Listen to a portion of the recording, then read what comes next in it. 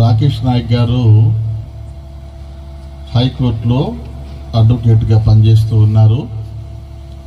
అంతేకాకుండా దేవుని సేవకులకు వచ్చే సమస్యలు, మరి క్రైస్తవ సంఘాల మీద జరిగే దాడులు, మరి ఉగ్రవాదులు ఎవరైతే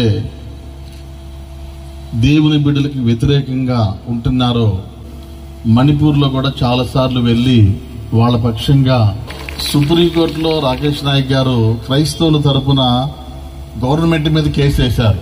కనుక ఎవరికి ఎలాంటి బాధ వచ్చినా ఇబ్బంది వచ్చినా తోడుగా ఉండేటువంటి మనిషి. నేను ఫస్ట్ టైము వరంగల్లో కలిశాను అనమాట. మొట్టమొదటిసారి వరంగల్ మీటింగ్స్కి వచ్చారు కుటుంబంతో, చాలా సంతోషం. ఆ తర్వాత చెప్పే విషయాలన్నీ క్రైస్తవులకు తెలియాలనిపించింది నాకు. అందుకనే మీటింగ్కి ఇన్వైట్ చేయడం జరిగింది.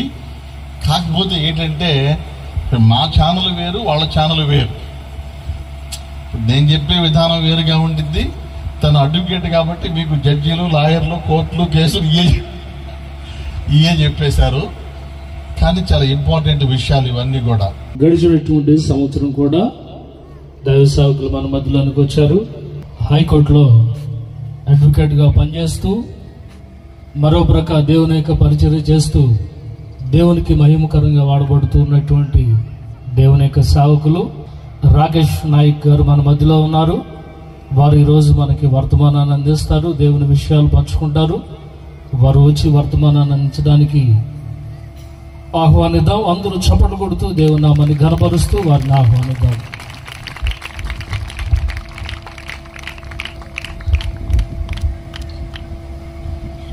క్రీస్తునందు ప్రియులారా, ఇది రెండవసారిగా నేను మరలా సంవత్సరం తర్వాత మీ మధ్యలో రావడము చాలా సంతోషంగా ఉంది. మిమ్మల్ని చూడడము ఇది దేవుని వలన కలిగినది కాబట్టి దేవునికి మహిమ, ఘనత, ప్రభావములు కలుగునుగాక. రెండవదిగా మన అయ్యగారు జోసెఫ్ అయ్య గారికి మాకున్నటువంటి పరిచయంను బట్టి మరి వారు ఆహ్వానించినప్పుడు నేను కాదనకుండా ఒప్పుకున్నాను. కాబట్టి నన్ను ఆహ్వానించినటువంటి జోసెఫ్ అయ్య గారికి హృదయపూర్వకమైన వందనాలు. సో నేను ఎక్కువ సమయము మనుషుల గురించి చెప్పడము, నా గురించి నేను చెప్పుకోవడం నాకు అస్సలు ఇష్టం ఉండదు. ఇక్కడే కాదు, ఎక్కడ కూడా చెప్పను. గతంలో కూడా నేను మీ దగ్గరకు వచ్చినప్పుడు నా గురించి నేను చెప్పుకోవడానికి రాలేదు కాబట్టి నా పేరు కూడా మీకు చెప్పలేదు అని చెప్పాను. నా పేరు కూడా చెప్పడానికి ఇష్టపడను. కారణం ఏంటంటే చెప్పాను గతంలో, నా పేరు చెప్పినా, నా గురించి నా సాక్ష్యం చెప్పినా మీరు నా వలన రక్షణ పొందలేరు. వినుట క్రీస్తును గురించి చెప్పుట వల్లనే మీరు రక్షణ పొందగలుగుతారు. సో ఈ రాత్రికాల సమయంలో మనము అంత్యకాల సువార్త సభలు లైఫ్ ఎయిమ్ మినిస్ట్రీస్ జోసెఫ్ అయ్య గారు ఎంతో ప్రయాసపడి ఏర్పాటు చేసినటువంటి ఈ సభలో మన భవిష్యత్తు తెలుసుకోవలసిన అవసరం ఉంది. మన గత చరిత్ర ఏంటిదో, మన బర్త్ ఏంటిదో నేను గత సంవత్సరం వచ్చినప్పుడు చెప్పాను. కానీ మన భవిష్యత్తు ఏంటిదో అందరూ తెలుసుకోవాల్సిన అవసరం ఉంది. ఒక్కసారి ఇంతకుముందు మెసేజ్ విన్నాను. ఆయన రెండవ రాకడలో వచ్చినప్పుడు ఆయన ఎలా అయితే ఆరోహణుడయ్యాడో మనము కూడా అలాగే ఎత్తబడాలి అన్నారు. అయితే ఒకవేళ నువ్వు మిస్ అయిపోతే నీ భవిష్యత్తు ఏమవుతుంది, నీ ఫ్యూచర్ ఏమైపోతుంది? మనము ప్రమాదపు అంచులో ఉన్నాము. ఒకసారి యేసు ప్రభువారు యోహాను సువార్త 16వ అధ్యాయము దయచేసి చూడండి. ఆయన ఏమంటున్నాడంటే, నేను వెళ్ళిన తర్వాత 8వ వచనం, ఆదరణకర్త మీ యొద్దకు వస్తాడు. ఆయన వచ్చి, చదవండి ఎవరైనా, ఆయన వచ్చి పాపమును గూర్చియు నీతిని గూర్చియు తీర్పును గూర్చియు లోకమును ఒప్పుకొన చేయును. దేన్ని ఒప్పుకొన చేస్తాడు? ఒక దొంగతనం చేశాడు. దొంగతనం చేసింది ఒప్పుకోరా అని చెప్పి పోలీసు వాళ్ళు అతన్ని పోలీస్ స్టేషన్లో నిర్బంధించి అడుగుతున్నారు. కానీ అతను నేను ఒప్పుకోను అని చెప్పి అంటున్నాడు. అతను దొంగతనం చేశానని ఒప్పుకొన చేయడం కోసం పోలీసు వాళ్ళు అతనిపై 3rd డిగ్రీ కూడా ప్రయోగిస్తారు. ఇలాంటివి ప్రయోగించారు, మనం చూస్తాం. నువ్వు పాపం చేశావని ఒప్పుకొన చేయడం కోసం పరిశుద్ధాత్మ దేవుడు నువ్వు పాపం చేశావని ఒప్పుకునేలాగా చేస్తాడట. అంటే నేను నేరం చేశాను మహాప్రభు అని ఒప్పుకునేలాగా చేస్తాడట పరిశుద్ధాత్మ. తర్వాత ఏం చేస్తాడు ఆయన? నీతిని గురించి ఒప్పింపజేస్తాడు. దేని గురించమ్మా? నీతిని గురించి. తర్వాత జడ్జిమెంట్. ఈరోజు లోకంలో వినిపిస్తున్న బోధలు నీతిని గురించి వినబడుతున్నాయి, పాపమును గురించి వినబడుతున్నాయి, కానీ జడ్జిమెంట్ గురించి వినబడతలేదు. దేని గురించి వినబడతలేదు తెలుసా? జడ్జిమెంట్. నీ కేసు విషయంలో నీకు ఎలాంటి తీర్పు రాబోతుందో అదే తెలుసుకోవడం జడ్జిమెంట్. అది తెలియజేసేదే పరిశుద్ధాత్మ దేవుడు. అర్థమైనా? ఎవరు తెలియజేస్తాడు అనుకుంటున్నారు? నీ కేసు విషయంలో నీకు ఎలాంటి జడ్జిమెంట్ వస్తుందో తెలియజేసేది ఎవరు అనుకుంటున్నారు? పరిశుద్ధాత్మ దేవుడు. నువ్వు పరలోకానికి వెళ్తావా నరకానికి వెళ్తావా నీ భవిష్యత్తు డిసైడ్ చేసేది ఎవరనుకుంటున్నారు? పరిశుద్ధాత్మ దేవుడు. ఆయన మన బోధల్లో ఎక్కడ ఏ చర్చికి వెళ్ళినా ఏ పాస్టర్ దగ్గరికి వెళ్ళినా నాకు వినబడే బోధ ఏంటిదంటే పాపమును గురించిన బోధ వినబడుతుంది, నీతిని గురించిన బోధ వినబడుతుంది, కానీ జడ్జిమెంట్ గురించిన బోధ నాకు వినబడలే. జడ్జిమెంట్ ఏ రకంగా ఉంటుంది? దేవుడిచ్చే జడ్జిమెంట్. దేవుడు తీర్పిస్తే ఏ రకంగా ఉంటుంది తీర్పు? అసలు దేవుడు తీర్పు ఇవ్వాలంటే దేవుని కోర్టుకు మనం వెళ్ళాలి కదా. దేవుడు తీర్పు ఇవ్వాలంటే మనం ఎక్కడికి వెళ్ళాలి? దేవుని కోర్టుకు మనం వెళ్ళాలి కదా. దేవుడు తీర్పిస్తే దేని ప్రకారంగా తీర్పిస్తాడు? అసలు దేవుని కోర్టుకు నేనెందుకు వెళ్తా? నా మీద ఏం కేసులే లేవు కదా. లేదు లేదు లేదు, మీ అందరి మీద కేసులున్నాయి, నా మీద కేసే లేదు అనేటువంటి చేతులు ఎప్పుడు చూద్దాం. ఒక్కరైనా ఉన్నారా? అయ్యో చెప్పట్లేరండి అంటే మీ మీద కేసు ఎవరు పెట్టారు? మరే కేసు పెట్టినోడు కూడా తెలుసుకోవాలి కదా. ప్రకటన గ్రంథం చూడండి ఒకసారి. తెల్లమొహాలు పెట్టుకుని చూడకండి అమ్మా, దయచేసి మాట్లాడండి, నాతో కోఆపరేట్ చేయండి. అర్థమైందా? బాడీని డాక్టర్ అట బాడీని పడుకోబెట్టి, ఏ బాడీ? Dead body. డెడ్ బాడీని పడుకోబెట్టి డాక్టర్ ట్రీట్మెంట్ చేయమంటే ఆ డెడ్ బాడీ రెస్పాండ్ అవుతుందా? మరి మీరు అలా ఉన్నారు. మీరు రెస్పాండ్ అవ్వండి. మీరు చచ్చిన సంఘం కాదు, జీవము గల దేవుని సంఘము. దయచేసి అలా ఉండకండి. చూడండి ప్రకటన గ్రంథము 12వ అధ్యాయం 10వ వచనము. మరియు ఒక గొప్ప స్వరము పరలోకమందు ఇలాగు చెప్పుట వింటిని. రాత్రింబగళ్ళు ఇక్కడ కోర్టులు ఓన్లీ సాయంత్రం 5 గంటల వరకే పనిచేస్తాయి. ఉదయం 10 నుంచి 10:30 నుంచి సాయంత్రం 5:30 వరకే. కానీ ఈ కోర్టు చూడండి ఒకసారి, అక్కడ చూడండి. మన సహోదరుల చదవండి రా. రాత్రింబగళ్ళు మన దేవుని ఎదుట మన సహోదరుల మీద నేరము మోపువాడైన అపవాది ఎవరి కేసు పెడుతున్నాడు? ఇక్కడ ఎవరి మీద పెడుతున్నాడు? మన సహోదరుల మీద.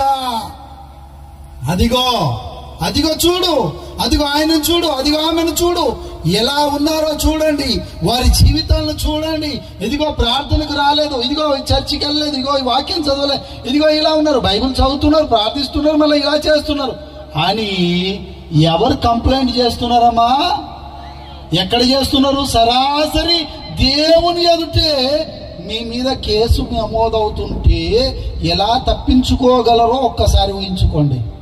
ఇదే అధ్యాయంలో 12వ వచనం. అందుచేత పరలోక నివాసులారా ఉత్సాహించడి, భూమి సముద్రమా మీకు శ్రమ. అపవాది తనకు సమయము కొంచెమే అని తెలుసుకొని బహు క్రోధము గలవాడై మీ యొద్దకు దిగి వచ్చాడు. ఏ కాల సమయము? ఎంతుంది సమయము? కొంచెమే. కాబట్టి మీ యొద్దకు దిగి వచ్చేశాడు. వచ్చిన వీడే మీ ద్వారా నేరం చేపిస్తాడు. వచ్చిన వాడే మీ మీద కేసు పెట్టేస్తాడు. ఎలాగోలా మిమ్మల్ని ఇరుకుల పడేసి పరలోకం చేరకుండా చేసేస్తాడు. ఇప్పుడు పరలోకం నుంచి తప్పించుకోవడానికి కోసమే జోసఫయ్య గారు ఈ మీటింగ్ పెట్టి నన్ను పిలిచారు. మీరు రండయ్యా, పరలోకం నుంచి కనీసం అగ్నిలో నుండి లాగినట్టు ఒక్కరినన్నా లాగి అవతల పడేద్దాం రండి అన్నారు. తన మొదటి శతాబ్దపు క్రైస్తవులు భూములను అమ్మేశారు, ఇండ్లను అమ్మేశారు, చరస్థిరాస్తులను అమ్మేశారు. ఎందుకు అమ్మారు? ఎప్పుడన్నా ఆలోచించారా? మొదటి శతాబ్దపు క్రైస్తవులు తమ చరస్థిరాస్తులను ఎందుకు అమ్మేశారు? నువ్వు ఇవాళ ఎందుకు చరస్థిరాస్తులను సంపాదించుకుంటున్నావు? వాళ్ళెందుకు అమ్మారు? మీరెందుకు సంపాదించుకుంటున్నారు? ఒక్కసారి మీరు ఆలోచించండి. నేను కొత్తగా రాస్తున్నాను పాట, త్వరలో రిలీజ్ కాబోతుంది. ఎవరైనా ఈ పాటకు స్పాన్సర్ చేస్తే దేవుడు మిమ్మల్ని దీవిస్తాడు. ఈ లోకమే శాశ్వతం కాదని తెలుసుకో సోదరా, పరలోకమే శాశ్వతం అని ఎరిగి జీవించరా. ఈ లోకమే శాశ్వతం కాదని తెలుసుకో సోదరా, పరలోకమే శాశ్వతం అని ఎరిగి జీవించరా. ఆదిమ సంఘాన్ని చూడు ఆత్మల కొరకు, ఆదిమ సంఘాన్ని చూడు ఆత్మల కొరకు. తమ ప్రాణాలని పణంగా పెట్టారు, సువార్తని ఆపలేదు వారే నాడు. తమ ప్రాణాలని పణంగా పెట్టారు, సువార్తని ఆపలేదు వారే నాడు. ఈ లోకమే శాశ్వతం కాదని తెలుసుకో సోదరా, పరలోకమే శాశ్వతం అని ఎరిగి బోధించరా. ఈ లోకమే శాశ్వతం కాదని తెలుసుకో సోదరా, పరలోకమే శాశ్వతం అని ఎరిగి బోధించరా.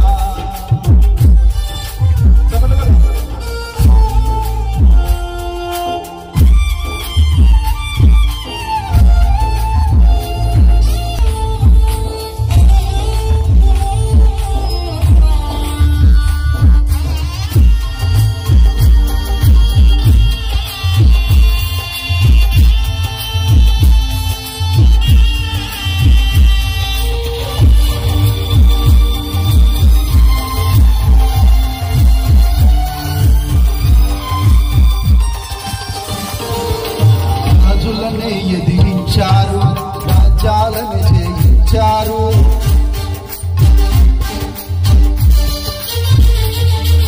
రాజులను జయించారు, రాజ్యాలను జయించారు. నీతిమంతులుగా జీవి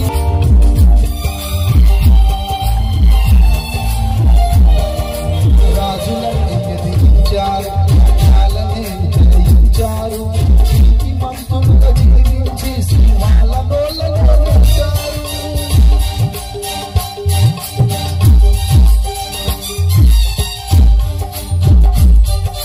వాళ్ళతో కొట్టబడ్డారు, వాళ్ళతో కొట్టబడ్డారు.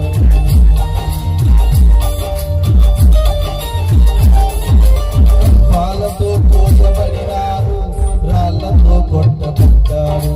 అయినా పల్లెలు వార్త మానలేదు, అయినా పల్లెలు వార్త మానలేదు. ప్రాణాలనే ప్రాణాలనే సువార్త పని ఆపలేదు మారినాడు. ప్రాణాలనే పన్నంగా పెట్టాడు, సువార్త పని ఆపలేదు మారినాడు. ఆపారా వాళ్ళు? ఆపారా? ఈరోజు మతోన్మాదులు దాడులు చేసినా, లోకంలో ఇంకేదో జరిగినా వాళ్ళు ఎలా ఉన్నారో ఒక్కసారి పేతురు గారు రాస్తూ ఏమంటారో ఒకసారి చూడండి ప్రియులారా. పేతురు రాసినటువంటి మొదటి పత్రిక 4వ అధ్యాయం 12వ వచనం.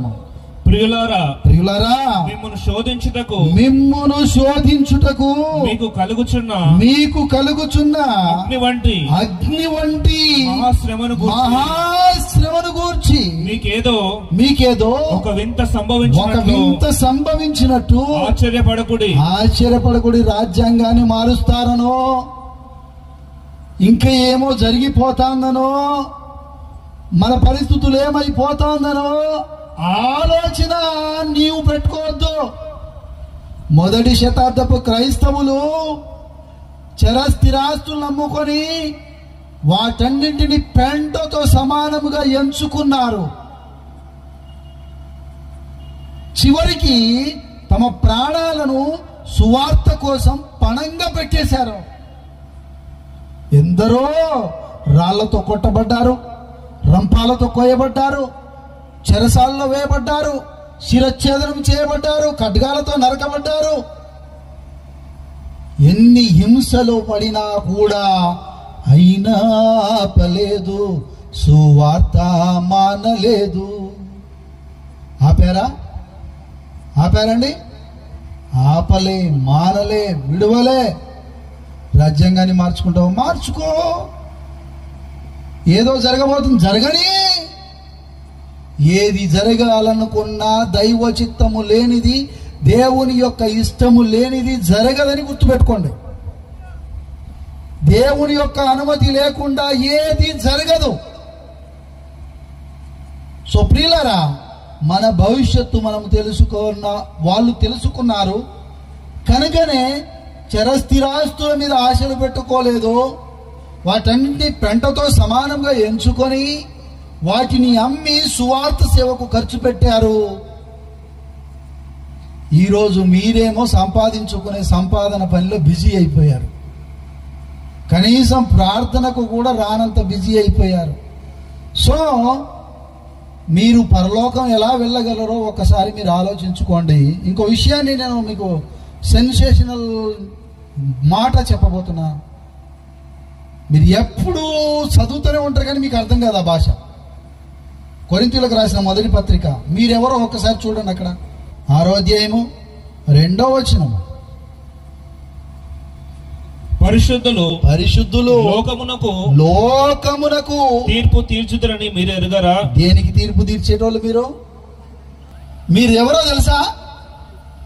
తీర్పు తీర్చే స్థాయిలో మిమ్మల్ని ఉంచాలని దేవుడు చూస్తే మీరే చేతులు పెట్టుకొని నిలబడతామంటే ఎట్లుంటాయి చెప్పండి? మిమ్మల్ని దేవుడు ఎలా ఉంచాలనుకుంటాడు? లోకానికి తీర్పు తీర్చే స్థాయిలో మిమ్మల్ని ఉంచాలనుకుంటే మీరు పోయి మరియమ్మ హాజరే అనగానే వచ్చాను సార్, అయ్యా బాంచను.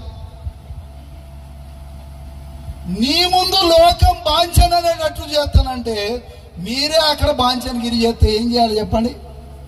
ఇంకో విషయం చూడండి, కంటిన్యూషన్ చూడండి. మీ వలన లోకమునకు తీర్పు జరగవలసి జడ్జిమెంట్ మీరే ఇవ్వాలి.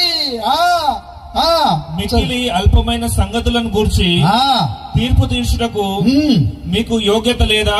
3వ వచనము, మనము దేవదూతలకు, అండర్లైన్ చేసుకోండి మీ బైబిల్లో ఇవి, మీరు అంటే మనము దేవదూతలకు తీర్పు తీర్చుదామని, తీర్పు తీర్చే జడ్జీలము. ఎవరికి తీర్పు తీర్చేటోళ్ళం మనము? అమ్మా, ఎవరికి తీర్పు తీర్చేటోళ్ళము? గట్టిగా చెప్పాలి.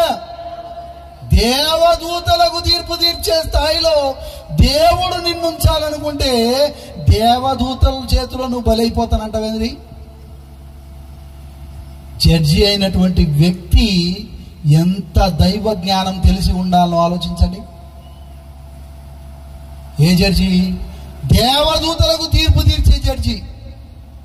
ఇక్కడ లోకానికి తీర్పు తీర్చే జడ్జి లోకపరమైన చట్టాల గురించి తెలిసి ఉంటారు. మరి దేవదూతలకు తీర్పు తీర్చేటోళ్ళు ఎలా ఉండాలి?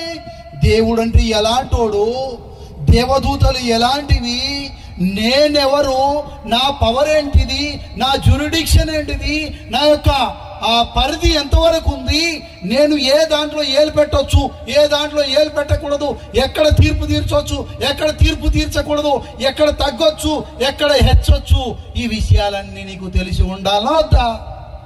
మీరు ఎవరనుకుంటున్నారు? ఆర్డినరీ పర్సన్స్, ఆర్డినరీ భక్తులము, ఇలా వచ్చి అలా పోయేటోళ్ళము, ఆదివారం వచ్చి అయ్యగారు ప్రార్థన చేయండి అని చెప్పేస్తే వెళ్ళిపోయేలాగా స్టేజ్లో ఉండేటోళ్ళ. అలా చూడాలనుకోవట్లేదు. మీరు అలా ఉంటే మాత్రం పరలోకం పోరు. రాసి పెట్టుకోండి. మీరు దేవదూతలకు తీర్పు తెచ్చే స్టేజీలో మీరు ఉండగలిగితేనే పరలోకం పోతారు. ఏ స్టేజ్లో? మరి ఊరికే వచ్చేస్తుందా తీర్పు? ఆ స్టేజ్ నీకు వచ్చేస్తుందా? నువ్వు జడ్జి అయ్యే అవకాశం వచ్చేస్తుందా? ఎంత బైబిల్ చదవాలి, ఎంత ప్రార్థన చేయాలి, ఎంత సువార్త చెప్పాలి, అవసరమైతే ప్రాణం పోగొట్టుకోవాలి. ఈ స్టేజీ కలిగిన వాళ్ళు కాబట్టే మొదటి శతాబ్దపు క్రైస్తవులు ఆస్తులు పాస్తులు అన్నిటి పేటతో సమానంగా తీసుకోపా అని చెప్పేసి బయలుదేరిపోయారు. ఈ ఊర్లో కొడితే ఆ ఊర్లో పోయారు, ఆ ఊర్లో కొడితే ఇంకో ఊరికి పోయారు, అక్కడి నుంచి ఇండియాకు కూడా వచ్చారు. వాళ్ళ ఆస్తులను తీసుకొచ్చి ఇక్కడ 1000 కోట్లు ఖర్చు పెట్టి బిల్డింగ్లు కట్టుకుంటే అమ్ముకొని తింటున్నారు ఇక్కడ ఉన్నటువంటి నామకార్థ క్రైస్తవులు. వాళ్ళు త్యాగం చేసి పంపిన డబ్బును దానికోసం కొట్లాడుకొని అమ్ముకుంటూ కోర్టుల్లో కేసులు వేసుకుంటూ తిరుగుతున్నారు ఇక్కడ నామకార్థ క్రైస్తవులు.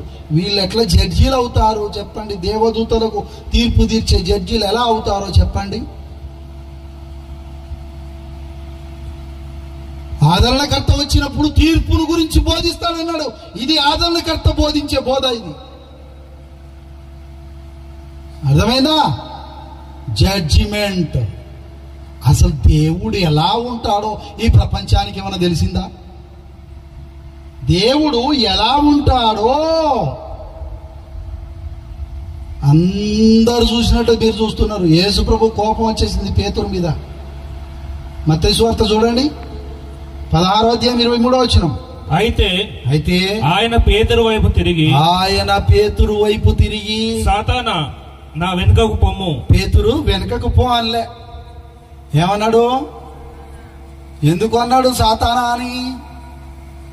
ఆయన చేసే పనులు అట్లున్నాయి కాబట్టి సాతానా నా వెనుకకు పో అంటూ ఏమన్నాడు? నీవు నాకు అభ్యంతర కారణమై ఉన్నావు. నీవు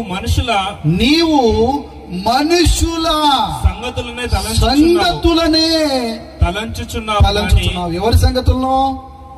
అందరు ఆడోళ్ళు పిల్లలు కన్నట్టు మేము పిల్లలు కన్నాము, అందరు మొగోళ్ళు పెళ్లిళ్ళు చేసుకున్నట్టు మేము పెళ్లిళ్ళు చేసుకున్నాము, అందరు తల్లిదండ్రులు పిల్లలను చదివించినట్టు మేము మా పిల్లలను చదివించాము, అందరు పిల్లలను పెళ్లిళ్ళు చేసినట్టు మా పిల్లలకు కూడా పెళ్లిళ్ళు చేశాము, అందరు చచ్చినట్టు మేము చస్తాము అనుకుంటున్నారే గాని మీరొక జడ్జీలని, దేవదూతలకు తీర్పు తీరుస్తారని, దేవుని కోర్టుకు మీరు హాజరు కావాలని, మీ మీద కేసులు ఉన్నాయని, వాటిని మాఫీ చేసుకోవాలని ఏనాడన్నా ఆలోచించారా? మనుషుల సంగతులనే మీరు తలంచుతున్నారు గాని దేవుని సంగతులను, దేవుని సంగతి తలంపకై ఉన్నారు. ఎవరి సంగతి? నా సంగతి మీకు తెలుసా? నా సంగతి మీకు తెలుసా? మీ సంగతి నాకు తెలుసా? చెప్పండి అమ్మా. తెలియదు. మరి మీ సంగతి తెలవాలంటే మీరు మంచోళ్ళో చెడ్డోళ్ళో నాకెట తెలిసేది? నేను మంచివాడినో చెడ్డవాడినో మీకెట తెలిసేది? నా సంగతి మీకు తెలవాలన్నా, మీ సంగతి నాకు తెలియాలన్నా మీకు నాకు పరిచయం ఉండాలి. మీ గురించి మీ ఇంటి పక్క వాళ్ళు, అటు పక్క వాళ్ళు, ఇటు పక్క వాళ్ళు మీ గురించి తెలిసిన వాళ్ళైనా నాకు చెప్పాలి. అలాగూ యేసు ప్రభు అంటున్నాడు, ఓ అయ్యా పేతురు, నీవు మనుషుల సంగతులనే తలంచుచున్నావు గాని దేవుని సంగతి నీకు తెలియదు. అంటే దేవుని సంగతి ఎలాంటిది, అసలు దేవుడు ఎలాంటి వాడు, దేవుని సంగతి ఏంటిది ఈరోజు తెలుసుకోవాలి మనం. కీర్తనలు 89 7వ వచనం ప్రియులారా, పరిశుద్ధ దూతల సభలో దేవుని గురించి తెలియాలంటే దేవుని చుట్టూ ఎవరున్నారో వాళ్ళని అడగాలి. ఆయన మిక్కిలి భీకరుడు. పరిశుద్ధ దూతల సభలో ఆయన మిక్కిలి భీకరుడు. ఏ కాన్ఫరెన్స్ హాల్లో, ఏ సమావేశంలో, ఏ మీటింగ్ లో, పరిశుద్ధ దూతల సభలో ఆయన ఎలా కనబడుతున్నాడు? ఎలాంటోడంటే మిక్కిలి భీకరుడు. ఎలాంటి వాడు అనుకుంటున్నారు మీరు దేవుని గురించి? అర్థమవుతుందమ్మా? ఎలాంటి వాడు అనుకుంటున్నారు? ఆయన మిక్కిలి, చదవండి, ఆయన మిక్కిలి భీకరుడు. భీకరుడు. భీకరుడు అంటే అర్థం ఏంటిది? కొంతమంది రౌడీ షీటర్లు, గూండాలు, వాళ్ళు వీళ్ళు ఉంటారు కదా, నేను డాన్ అంటాడు. విన్నారా ఈ పదాలు? ఈ మాటలు విన్నారా మీరు? నేను డాన్ అంటాడు. ఇంకోడు అతడు నేను వానికంటే పెద్ద డాన్ అంటాడు. ఈయన ఎవరో తెలుసా? భీకరుడు అంటే అర్థం ఏంటిది? అయ్యి బాబోయ్, ఆయన మించినోడు లేడురా. ఆ పై వచనం చూడండి, 6వ వచనంలో, మింటను యెహోవాకు సాటి అయిన, కంపేర్ చేయగలమా అతనితో ఇంకెవరినైనా? సాటి అయిన వాడంటే అర్థం ఏంటిది? అతనితో ఇంకెవరినైనా పోల్చగలమా? కంపేర్ చేయగలమా? దైవపుత్రులలో యెహోవా వంటి వాడెవడు? పరిశుద్ధ దూతల సభలో ఆయన మిక్కిలి భీకరుడు. తన చుట్టూ ఉన్న వారందరికంటే భయంకరుడు. టెర్రర్. ఎవరనుకుంటున్నారు మీరు? Terror, don. ఏదో గుడికెళ్ళి పాట పాడేసి వచ్చేస్తే పరలోకం చేరిపోతాం అనుకుంటున్నారా? సాధ్యమవుతుందా? ఆయన ఎవరనుకుంటున్నారు? టెర్రర్. ఆయనను చూస్తే ఆయన చుట్టూ ఉన్నటువంటి వాళ్ళు ఎవరనుకుంటున్నారు? ఆయన చుట్టూ ఎవరనుకుంటున్నారు? మీరు ఒక్కసారి ఆలోచించండి. దేవుని చుట్టూ ఎవరు ఉంటారు? దేవదూతలు సినిమాల్లో చూసినట్టు, లేకపోతే అక్కడెక్కడో చూసినట్టు రెక్కలు కట్టుకొని ఎగురుకుంటూ తిరిగేటియా? పౌరాల్లాగా ఎగిరేటియా? భూమి దేవుని దూత. అర్థమవుతుందా? సూర్యుడు ఒక దూత, చంద్రుడు ఒక దూత, నక్షత్రాలు ఒక దూత, గాలి ఒక దూత, సముద్రము ఒక దూత. హెబ్రీ పత్రిక 1వ అధ్యాయం 7వ వచనం, తన యొక్క దూతలను వాయువులుగాను. ఎలా చేసుకున్నాడట దేవుడు? వాయువులుగా. అంటే గాలికి 6 రెక్కలున్నాయి, గాలి, భూమి, సూర్యుడు, చంద్రుడు, నక్షత్రాలు, గ్రహాలు ఇవన్నీ కలిసి దేవుని చుట్టూ తిరుగుతూ ఉన్నాయి. ఎవరి చుట్టూ తిరుగుతున్నాయి? దేవుని చుట్టూ తిరుగుతున్నాయి. దీనికి సంబంధించి మనం ఇంతకుముందు చదివాం కదా కీర్తనలో, తన చుట్టూన్న వారందరికంటే మిక్కిలి భీకరుడు, భయంకరుడు అంటే భూమి కంటే భయంకరుడు, సూర్యుడైతే సూర్యుని కంటే భయంకరుడు, నక్షత్రాలైతే నక్షత్రాల కంటే భయంకరుడు దేవుడు.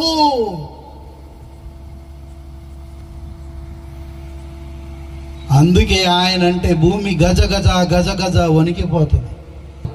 25వ అధ్యాయం మత్తయి సువార్త 24వ వచనం చూడండి. తరువాత ఒక తలాంతు తీసుకొని వాడును, ఒకరికి 5 తలాంతులు, ఒకరికి 2 తలాంతులు, ఒకరికి 1 తలాంతు ఇచ్చాడు. అయితే 2 తలాంతులు తీసుకున్నవాడు దానికి తోడు మరలా 2 సంపాదించాడు, 4 తలాంతులు తీసుకొచ్చి ఇచ్చాడు. 5 తలాంతులు తీసుకున్నవాడు 5కు బదులు 5 సంపాదించాడు, 10 తలాంతులు తీసుకొచ్చి ఇచ్చాడు. కానీ 1 తలాంతు తీసుకున్నాడు ఏమని చెప్తున్నాడు చూడండి ఒకసారి. నీవు విత్తని చోట కోయవాడును. అయ్యా, ఎలాంటి వాడని చెప్తున్నాడు దేవుడు? విత్తని చోట కోయువాడు. దేవుడు ఎలాంటి వాడు అనుకుంటున్నారు మీరు? అక్కడ విత్తనాలు వేయడు, కానీ కోత మొదలెట్టేస్తాడు. ఈ మధ్యలో ఒక ప్రచారం జరుగుతుంది, సుప్రీంకోర్టులో కేసు కూడా పడ్డది. ఏ విషయంలో అంటే ఈవీఎంల గురించి. ఈవీఎంలు ట్యాంపరింగ్ చేస్తారని, ఈవీఎం మిషన్లు మారుస్తారని, రాజ్యాంగం ఈ రకంగా రకరకాలుగా ప్రచారం జరుగుతుంది. ప్రజల్లో భయాందోళన ఉంది. కానీ దేవుని సంగతి ప్రజలకు తెలియదు. ఎవరి సంగతి? దేవుడు ఎలాంటి వాడు అని రాయబడింది ఇక్కడ. విత్తని చోట కోసేవాడు, చల్లని చోట పంట కూర్చుకొని వాడైనా కఠినుడు. ఎలాంటి వాడు అనుకుంటున్నారు దేవుడు మీరు? విత్తని చోట చదవండి మరలా. విత్తని చోట కోయువాడు, చల్లని చోట పంట కూర్చుకొని వాడైన కఠినుడు అని ఎరుగుదును. కాబట్టి ఇంత కఠినుడైనటువంటి దేవుడు అని క్లియర్ కట్గా బైబిల్లో రాయబడి ఉంది. ఆయన మిక్కిలి భయంకరుడు, భీకరుడు. అలాగే ఎబ్రీ పత్రికలో ఒక చోట ఏమని రాయబడి ఉంటుంది? దేవుని చేతిలో పడుట భయంకరము. ఈ దేశము దేవునిది, ఈ దేశ ప్రజలు దేవుని వారు. ఈ దేశ ప్రజలకు కావలసిన నాయకుణ్ణి ఆయన నియమిస్తాడు. అకార్డింగ్ టు దానియేలు గ్రంథంలో ఏదైతే వ్రాయబడి ఉన్నదో దాని ప్రకారంగా. మీరు అనుకుంటున్నారు మేము ఓటేస్తే వచ్చిందని, వాళ్ళు అనుకుంటున్నారు మేము డబ్బులు పెడితే గెలిచామని. ఇవన్నీ గాలి మాటలు. ఒకవేళ అదే నిజమైతే దానియేలు గ్రంథంలో ఉన్న మాటలు అబద్ధమవుతాయి. ఎందుకంటే ఇంకొక విషయము, యేసు ప్రభు రాత్రంతా ప్రార్థించాడు. రాత్రంతా ఏం చేశాడమ్మా? దేని కొరకు ప్రార్థించాడు? తండ్రి చిత్తమైతే ఈ గిన్నెను నా యొద్ద నుండి తొలగించు అన్నాడు. తొలగించాడా? యేసు ప్రభు అంతా ప్రార్థించినా కూడా తొలగించలేదు. చివరికి ఏం చేసేసాడు యేసు ప్రభు వారు? ఈ పేతురు రాస్తూ అంటాడు, ఏం జరిగిందో విషయం చెప్తాడు చూడండి. పేతురు పత్రిక, మొదటి పేతురు పత్రిక 2వ అధ్యాయము 23వ వచనము. ఆయన దూషింపబడి బదులు దూషింపలేదు. ఆయన శ్రమ పెట్టబడి బెదిరింపక న్యాయముగా ఏం చేయలేదటమా? బెదిరించలేదు. మీరు నన్ను ఎందుకు ఇలా చేస్తారు? మీరు ఈవీఎంలు ఎందుకు ట్యాంపరింగ్ చేస్తారు? మీరు మిషన్లు ఎందుకు ఎత్తుకపోతారు? మీరు ఎందుకు అతన్ని చంపేశారు? ఇవన్నీ నన్ ఆఫ్ మై బిజినెస్. ఇది మన బిజినెస్ కాదు. దేవదూతలకు తీర్పు తీర్చే స్థాయి నాదైనప్పుడు దేవుడు ఎలా నడుచుకోమంటే అలా నడుచుకోవాలి మనము. ఇక్కడ చెప్తున్నాడు, న్యాయముగా తీర్పు తీర్చు దేవునికి తన్ను తాను అప్పగించుకున్నాను. సరెండర్ అయిపోయాడు. ఎవరికి సరెండర్ అయిపోయాడు? యెహోవా దేవునికి ఎవరు సరెండర్ అయిపోయాడు? యేసు ప్రభు. మరి నువ్వేం కావాలి? సరెండర్ అయిపోవాలి. మతోన్మాదులు ఈ దేశంలో ఉండాలన్నా ఉండొద్దా ఆయన ఇష్టం. ఫస్ట్ నువ్వు ఎవరికి సరెండర్ అవ్వాలి చెప్పండి. ఏముంది సరెండర్ అంటే అర్థం ఏంటిది? మనల్ని మనం అప్పగించుకోవాలి. చేతులెత్తి ప్రార్థించండి అంటారు. దానికి అర్థం ఏంటి తెలుసా మీకు? అందరు చేతులు ఎత్తండి. 2 చేతులు, ఒక చేయి కాదు. దీనికి అర్థం ఏంటిదో తెలుసా? మీరు ఎప్పుడైనా అర్థం చేశారా? బైబిల్లో కూడా చేతులు ఎత్తి ఎందుకు ప్రార్థన చేయండి అన్నాను. మళ్ళీ ఎత్తండి దించుతారు. ఎందుకు ఎత్తమన్నాడు తెలుసా బైబిల్లో? అయ్యా నాదేం లేదు, అంతా నీదే, హ్యాట్స్ అప్ అని ఎవరంటారు? ఎవరంటారు? ఎందుకంటాడు? చేతుల కింద దించదు. Hands up, hands up, hands up అంటే చేతుల పైకి ఎత్తు. ఎందుకు అంటారు? నువ్వు తిరిగి నా మీద అటాక్ చేయొద్దు. ఇక్కడ మీనింగ్, లోకపరంగా పోలీసు వాళ్ళ మీనింగ్. ఈ నక్సల్స్ ప్రభావం ఉన్నప్పుడు ఈ పదాలు బాగా విన్నాం మనం. ఇప్పుడు వినబడతలేదు. వాళ్ళు ఏం చెప్పేది? Hands up. ఎందుకంటే చేతుల్లో జేబుల్లో ఏమైనా పెట్టుకోవచ్చు. ఇక్కడ బైబిల్ భాషలో చేతులు ఎత్తుంటే అర్థం ఏంటి తెలుసా? అయ్యా నేను నిల్లు, నువ్వే నన్ను కాపాడు, నాకెవ్వరు కాపాడేటోళ్ళు లేరు. దాని అర్థం నన్ను కాపాడడానికి ఎవరు లేరు, నువ్వే కాపాడు. ఆయన చేతులు, ఆయన వైపు 2 చేతులు ఎత్తడానికి అర్థం అదే. అందుకే చేతులు ఎత్తినప్పుడేమో విజయం దొరుకుతుంది, చేతులు దించినప్పుడేమో అపజయం ఎదురైద్ది. ఎవరికి? మోషే గారికి, యెహోషువ గారికి, ఇద్దరికి కూడా. చేతులెత్తి ప్రార్థించినప్పుడు యేసు ప్రభు కూడా చేతులెత్తి ప్రార్థించాడు. మరి మనం ఇంట్లో ప్రార్థిస్తున్నాము. ఆ స్టేజ్లో మనం ఉండి మనల్ని మనం ఒప్పుకొని ఆయనకు సరెండర్ అయిపోవాలి. అప్పుడే మీరు దేవదూతలకు తీర్పు తీర్చే జడ్జీలు అవుతారు. ఎంతమందికి జడ్జి కావాలని ఉంది?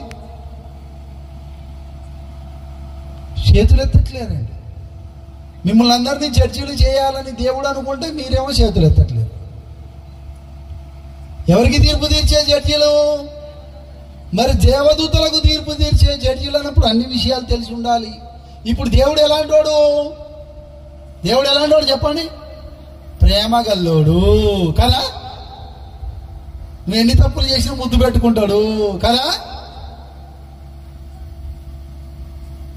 ఆయన గురించి నేను ఒక పాట రాశాను. ప్రేమ గల్లోడని నువ్వు మోసపోకుమా,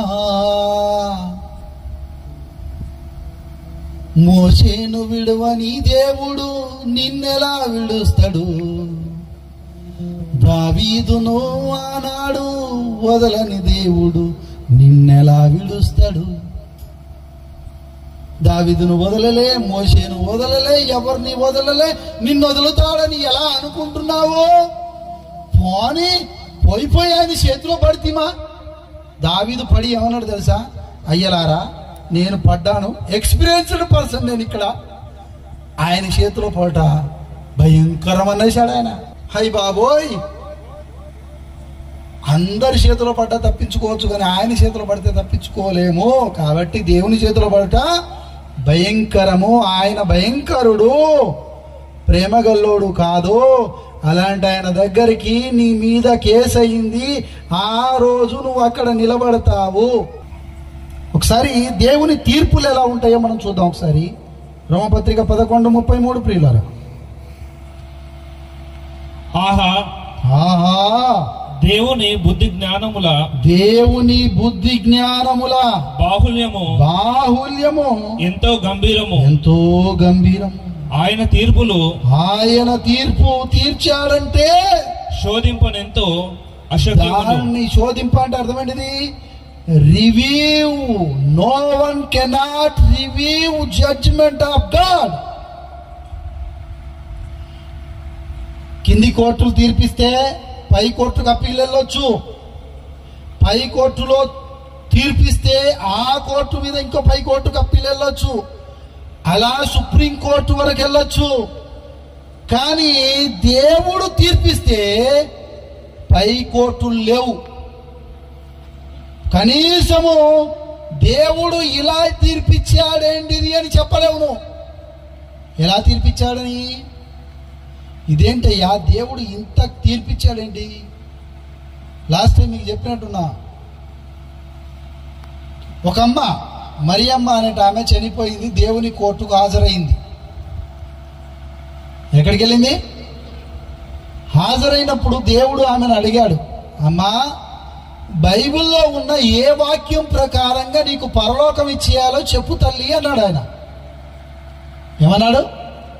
బైబిల్లో ఉన్న ఏ వాక్య ప్రకారంగా మీకు పరలోకం ఇవ్వాలో చెప్పు అనగానే ఆమె ఏమన్నదంటే, ప్రభువా నేను పెళ్లి కాకముందు చర్చికి వెళ్ళేదాన్ని, ప్రార్థించేదాన్ని, సువార్తకి వెళ్ళేదాన్ని, అన్ని చోట్ల దశమ భాగాలు కాదు మొత్తమే సంపాదించిందంతా పేద విధవరాలు ఇచ్చినట్టు తీసుకొచ్చి మొత్తం ఇచ్చేది. మా జోసఫయ్య గారు మంచి భక్తి పర్రాలు అని చెప్పి చూసి మంచి అబ్బాయిని చూద్దాం అనుకుని ఎక్కడో బెంగళూరులో ఒక అయ్యగారిని ఒక పాస్టర్ను లేకపోతే ఒక విశ్వాసినిచ్చి పెళ్లి జరిపించారు. ఎవరు జరిపించారు? చేసింది ఎవరు పెళ్లి? జోసఫయ్య గారు. నిజాంపట్నంలో ఉన్న అమ్మాయి, బెంగళూరులో అబ్బాయి. పెళ్లి జరిగింది. ఈ అమ్మాయి పేరేం పేరు? మరియా. ఈమె అడిగినప్పుడు చెప్తూ ఏమంటదంటే, ఇప్పుడు నాకు పరలోకం ఏ వాక్య ప్రకారం ఇవ్వాలంటే, ప్రభువా నీవు భార్యాభర్తలు ఇద్దరు ఏక శరీరమై ఉందురు అని చెప్పి మా అయ్యగారు చెప్పిండు. ఆ తర్వాత ఏం చెప్పిండు? భార్య భర్తకు లోబడి ఉండాలని చెప్పిండు. కనుక ఏం చేసినావు మరే? నేను వాక్యానికి లోబడి ఉండేదాన్ని కాబట్టి, భార్య భర్తకు లోబడి ఉండాలని చెప్పారు కాబట్టి, పెళ్లి కాకముందు గుడిలో ఉండేదాన్ని, పెళ్ళిన తర్వాత భర్త చెప్పినట్టు భర్తకు లోబడి ఉన్నాను. ఇప్పుడు చనిపోయాను, నీ దగ్గరికి వచ్చాను, పరలోకం ఇచ్చేసి అన్నది. పెళ్ళైన తర్వాత ఎలా ఉన్నావమ్మా? మా ఆయన గుడికి పోవద్దన్నాడు, ప్రార్థన చేయొద్దన్నాడు, బైబిల్ చదవద్దన్నాడు, ఇంకా పాటలు పాడొద్దన్నాడు, ఇంకా కానుకలు ఇవ్వద్దన్నాడు. ఇవన్నీ చేసావా? ఇవన్నీ చేశాను. భార్య భర్తకు లోబడి ఉండాలి కదా, అందుకని లోబడి నేను చర్చి మానేశాను, బైబిల్ చదవడం మానేశాను, ప్రార్థన చేయడం మానేశాను, ఇవన్నీ మానేసి భర్త ఎట్లా చెప్తే గట్టినే లోబడి ఉన్నాను అన్నది. ఇప్పుడు ఈమెకు పరలోకం ఇవ్వాలా, నరకాన్ని పంపాలా? మీరే తీర్పు చెప్పండి. ఇప్పుడు మీరు తీర్పు చెప్పాలి. ఇప్పుడు దేవుడు ఏం తీర్పిస్తాడో నేను చెప్తా. కానీ ఏం తీర్పు ఇవ్వాలి? పరలోకం పంపాలన్నా నరకాన్ని పంపాలన్నా? ఆమెను పరలోకం పంపాలన్నా నరకం పంపాలన్నా? టక్కున చెప్పేసేయండి, ఆలస్యం అవుతుంది. అయ్యా పరలోకమే. కానీ పరలోకం పోలే, నరకానికి పోయింది ఆ తల్లి. బైబిల్ తీసి చూడు తల్లి అన్నాడు, తీసింది. చదువమ్మా అన్నాడు. భార్య భర్తలు ఇద్దరు ఏక శరీరమై ఉందురు అన్నది.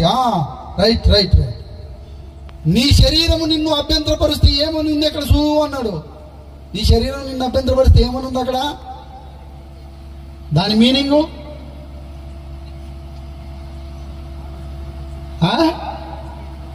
నా దేవుని కోసము నిన్నైనా వదులుకుంటానే గాని చర్చిని వదులుకోను అని చెప్పక.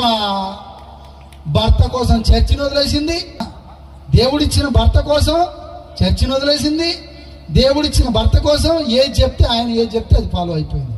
కానీ దేవుడు ఏమన్నాడు? అక్కడే ఉంది ఆ వాక్యంలోనే జడ్జిమెంట్. ఏ వాక్యంలో ఉంది? ఎక్కడో చూడదక్కర్లే. భార్య భర్తలు ఇద్దరు ఏక శరీరమై ఉందోరు అని చెప్పాను కదా. మరి నీ శరీరము నిన్ను అభ్యంతరపరుస్తే ఏమనుంది అక్కడ? ఏముంది? నీ శరీరాన్ని నువ్వు విడాకులు ఇచ్చి దేవుని సన్నిధికి రావాలి. విడాకులు ఇచ్చిన కదా అని ఇంకో పెళ్లి చేసుకోవచ్చా? అస్సలు లేదు. రెండో పెళ్లికి బైబిల్లో అవకాశం లేదు. ఎవరైనా రెండో పెళ్లికి ఇష్టపడితే మాత్రం మానుకోండి. రెండో పెళ్లికి దేవుడు అనుమతించలేదు. అయ్యో మోసే విడాకులు ఏమన్నాడు? విడాకులు ఏమన్నది అది వేరే గ్రౌండ్ ఉందిలే అమ్మా. మీకు తెలియకపోతే బైబిల్ బాగా చదవండి. ఎందుకంటే మీరు దేవదూతలకు తీర్పు తీర్చే కాబోయే జడ్జీలు. మీరు మీరు ఎవరు అనుకుంటున్నారు? మీరే జడ్జీలు అయి ఉండి 2 పెళ్ళిళ్ళు 3 పెళ్ళిళ్ళు చేసుకుంటే ఎట్లుంటాయి చెప్పండి? ఎలా ఉండదు? మీరేం తీర్పు తీరుస్తారు చెప్పండి? మీరెవరు అనుకుంటున్నారు? మీరెవరు చెప్పండి? మీరెవరు కాబోయే ఎవరు చెప్పండి గట్టిగా. జడ్జీలము. ఎవరికి తీర్పు తీర్చేటోళ్ళము? దేవదూతలకు తీర్పు తీర్చేటోళ్ళము. ఇప్పుడు దేవదూతలకు తీర్పు తీర్చేటోళ్ళైనా తీర్పు తీర్చని వాళ్ళైనా అందరూ కూడా దేవుని కోర్టుకు హాజరయ్యే సమయము ఆసన్నమైంది. రోమాపత్రిక 14వ అధ్యాయము 10వ వచనం చూడండి. అయితే నీవు నీ సహోదరునికి తీర్పు తీర్చనేలా నీ సహోదరుని నిరాకరింపనేలా మనమందరము దేవుని న్యాయపీఠము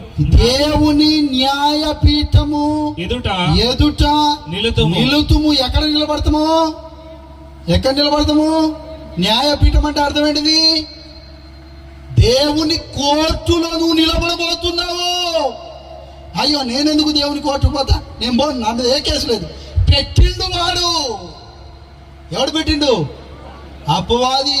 అని వాడెప్పుడు పెట్టిండు? నువ్వు ఎక్కడెక్కడ ఏమేం చేసావు మొత్తం రికార్డింగ్ చేసి తీసుకొచ్చి చూపిస్తాడు దేవునికి. ఏం చేస్తాడు ఆయన?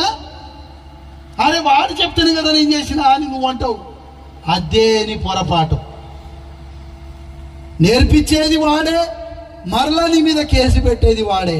నువ్వు ఇప్పుడు తప్పించుకోలేవు. మనమందరము క్రీస్తు న్యాయపీఠం ఎదుట నిలుతుము. కొరింథీ పత్రిక చూడండి, 2వ కొరింథీ పత్రిక 5వ అధ్యాయము. త్వరగా 2వ కొరింథీ పత్రిక 5వ అధ్యాయము 10వ వచనము. ఎందుకంటే తాను జరిగించినటువంటి క్రియల చొప్పున అవి మంచివైనను సరే చెడ్డవైనను సరే. ఎందుకోసము దేవుని కోర్టుకు అటెండ్ కావాలంటే నువ్వు మంచి చేస్తే నీకు కిరీటం ఉంది. ఏముంది చెప్పండి? ఏం కిరీటము? జీవ కిరీటం. ఆశ్రయ దుర్గమా నా ఆనంద కిరీటమా, ఇంతకాలం కాపాడిన నజరేయుడ యేసయ్యా. ఆశ్రయ దుర్గమా నా కిరీటమా, ఇంతకాలం కాపాడిన నజరేయుడ యేసయ్యా. వేటకాని ఊరిలో నుండి విడిపించినావయ్యా, నాశనకరమైన దిగులు రకుండా రక్షించినావయ్యా. వేటకాని ఊరిలో నుండి విడిపించినావయ్యా, నాశనకరమైన దిగులు రకుండా రక్షించినావయ్యా. నా పాదములకు రాయి తగులకుండా, నా పాదములకు రాయి తగులకుండా, నీ దూతలకు ఆజ్ఞాపించినవయ్యా, నీ దూతలకు ఆజ్ఞాపించినవయ్యా. ఆశ్రయ దుర్గమా నా ఆనంద కిరీటమా, ఇంతకాలం కాపాడినా నజరేయుడ యేసయ్యా. మన కొరకు కిరీటం ఉంచబడింది. దాన్ని పొందుకోవడానికైనా నువ్వు దేవుని కోర్టుకు అటెండ్ కావాలి. నరకానికి వెళ్ళడానికైనా దేవుని కోర్టుకు అటెండ్ కావాలి. కాబట్టి దేవుని కోర్టుకు నేను అటెండ్ కాను అని ఎవరైనా అంటే నిన్ను పట్టుకోవడానికి దేవుడు ఎవరిని పంపిస్తాడో తెలుసా? ఈ లోకంలో దొంగలను, ఎవరి మీద కేసులుంటే కోర్టుకు అటెండ్ కాకపోతే వారెంట్ అయితే వాళ్ళని పట్టుకోవడానికి ఎవరిని పంపిస్తారు? కోర్టు జడ్జి గారు, పోలీసు వాళ్ళు. మరి దేవుని కోర్టులో పోలీసు వాళ్ళు ఎవరు? దేవదూతలు. దేవదూతల పేర్లు ఇప్పుడే చెప్పుకున్నాం కదా. భూమి, ఆకాశము, సూర్యుడు, చంద్రుడు, నక్షత్రాలు, సముద్రము, గాలి. ప్రకటన గ్రంథం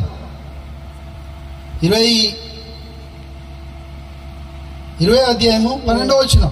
పీఠం ముందు న్యాయపీఠం దగ్గర కూర్చున్నాడు. ధవలమైన సింహాసనం ఎదుట కూర్చున్న ఒకరిని చూచి తిని, భూమి ఆకాశాలు ఆయన సముఖము నుండి పారిపోయారు. మీరు ఒకసారి కోర్టుకి వెళ్ళి చూడండి. ఎప్పుడన్నా మీకు చెప్తాను ప్రొసీజర్. ఇక్కడ కోర్టు ప్రొసీజర్ బైబిల్ నుంచి వచ్చిందని చెప్పడానికి చెప్తున్నా. జడ్జి గారు వచ్చినప్పుడు చాలా దూరంలో నిలబడతారు అందరూ. అక్కడ లాయర్లు మాత్రమే ఉంటారు. ఎవరుంటారు? లాయర్లు మాత్రమే ఉంటారు. మీరు కానీ కనీసం పోలీసు వాళ్ళు కూడా ఆ దగ్గరికి రాలేరు. ఎక్కడికి రాలేరు? ఆ జడ్జి గారు ఉన్నటువంటి స్థలం దగ్గరికి, ఆ యొక్క స్టేజ్ దగ్గరికి రాలేరు. పోలీసు వాళ్ళు అంటే ఎవరు అనుకున్నాం మనం? ఇక్కడ భూమి ఆకాశము సూర్యచంద్ర నక్షత్రాలు అనుకున్నాం కదా.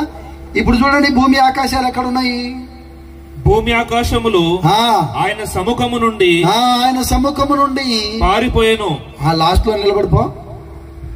ఎక్కడ నిలబడ్డారు భూమి ఆకాశాలు? భూమి అనే పోలీస్ ఎక్కడుంది ఇప్పుడు? ఈ కోర్టులో భూమికి చోట్లేదు. కోర్టులో నిలబడడానికి ఎవరికి చోట్లేదు. భూమి అనే పోలీసుకు లేదు. ఆకాశం అనే పోలీసుకు కూడా ఎవరికి? ఆకాశము ఎంత పెద్ద చూడండి, అంత పెద్ద ఆకాశానికే చోట్లేదు. నీకు మాత్రం చోటు ఇచ్చింది అక్కడ. ఏం దేవుడు అండి అసలు! ఆ దేవుని కోర్టును చూడాలి మీరు. నాకు సమయం లేదు కానీ చాలా విషయాలు ఉంటాయి. ఇంకా కొద్దిగా చెప్పేసి ముగిస్తాను. చూడండి, ఇక్కడే చదవండి. వాటికి నిలువ చోటు కనబడకపోయారు. అదే ఉన్నారు. మైనారిటీస్ అక్కడే ఉన్నారు, మెజారిటీలు అక్కడే ఉన్నారు. మేము మెజారిటీ అనుకున్న వాళ్ళు కూడా అక్కడే ఉన్నారు, మేము మైనారిటీస్ అనుకున్న వాళ్ళు కూడా అక్కడే ఉన్నారు. వీళ్ళందరూ అక్కడ ఉన్నప్పుడు ఏం జరుగుతుందో చూడండి. అప్పుడు గ్రంథములు విప్పబడెను. ఏం గ్రంథాలు విప్పబడ్డాయి? మరియు ఇండియన్ పీనల్ కోడ్ అమెరికా వాళ్ళకు చెల్తుందా? అమెరికన్ పీనల్ కోడ్ ఇండియా వాళ్ళకి చెల్తుందా? ఇండియన్ కాన్స్టిట్యూషన్ అమెరికా వాళ్ళకి చెల్తుందా? అమెరికన్ కాన్స్టిట్యూషన్ ఇండియా వాళ్ళకి చెల్తుందా? మరి ఇండియా వాళ్ళకైనా అమెరికా వాళ్ళకైనా చెల్లే కాన్స్టిట్యూషన్ ఏంటి తెలుసా? Universal constitution. That is the Bible. wherever you go there is Bible. ఎక్కడికి వెళ్ళినా కూడా అక్కడోళ్ళకి ఇక్కడోళ్ళకు, నల్లోళ్ళకు తెల్లోళ్ళకు, పొట్టి వాళ్ళకు పొడుగు వాళ్ళకు, జాతి కులం మతం వర్గం ఏం లేదు ఆయన దగ్గర. వాళ్ళందరికీ బైబుల్లో ఉన్న 66 పుస్తకాల్లో ఉన్న వాక్య ప్రకారంగానే తీర్పు జరుగుతుంది. దేని ప్రకారంగా తీర్పు జరుగుతుంది? బైబిల్లో ఉన్న 66 పుస్తకాల ప్రకారంగానే తీర్పు జరుగుతుంది. ఇంకేదో పీనల్ కోడ్ను తీసుకొచ్చి గ్రంథాలు విప్పబడేను అనగానే మీరు ఏదో అని ఊహించుకోకండి. చదవండి, ఏమేమి గ్రంథమో చూపిస్తాను మీకు. మరియు జీవ గ్రంథమును వేరొక గ్రంథము. జీవ గ్రంథం అంటే ఏమనుకుంటున్నారు మీరు? నీ యొక్క బర్త్ రిజిస్టర్. 2 రకాల జన్మలు ఉంటాయి. ఒకటి నీటి మూలమైన జన్మ, ఆత్మ మూలమైన జన్మ. ఇక్కడ మాత్రమే కాదు, ఒకటి శారీరక జన్మ, రెండవది ఆత్మీయమైన జన్మ. ఆత్మీయంగా జన్మించినట్లయితే వారి పేర్లు జీవ గ్రంథంలో ఉంటాయి. నువ్వు శారీరకంగానే జన్మించి ఉంటే నీ పేరు జీవ గ్రంథంలో ఉండదు.